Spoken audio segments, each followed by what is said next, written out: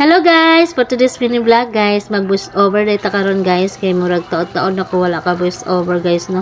Makamingaw man sa dining mag voice over ta guys no. Bahalag bulol-bulol ta usahay guys basta kay maka voice over ta guys. So kay magluto man ta karon og tinulang manok guys. Ako lang i-share sa inyo guys kung saan ako pagluto ang akong tinulang manok. Sa ako ra pud nga version guys ha, kay lahi beta og kanang pamaagi sa pagluto sa sudan. So ako dang giuna diri guys no, kay akong giuna og gisa ang lamas, ahos, bombay og luya. Human ako din dahil gisunod ang manok ngantod nga brown nga ako na dayon gibutangan og tubig nga usa ka baso.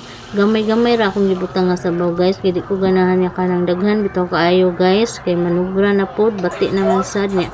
Pag humandag bukal ato guys no, kay nibukal na siya, ako din gilunod ang sayote.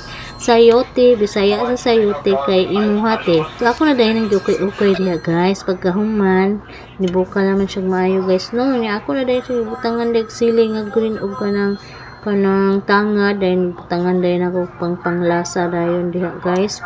Nya pagkahuman ako na dahil pud siyang ukay-ukay balik guys. Hangtod nga humok na ang kanang sayote diha guys.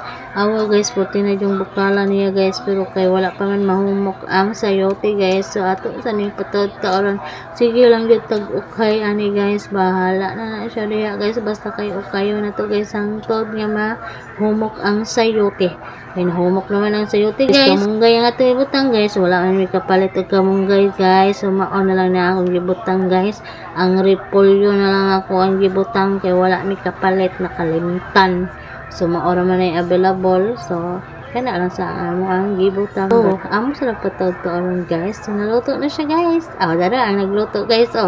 Dili pa kansi guys, magpakita ayun sa video guys. Mara to guys, bye. Thank you for watching guys.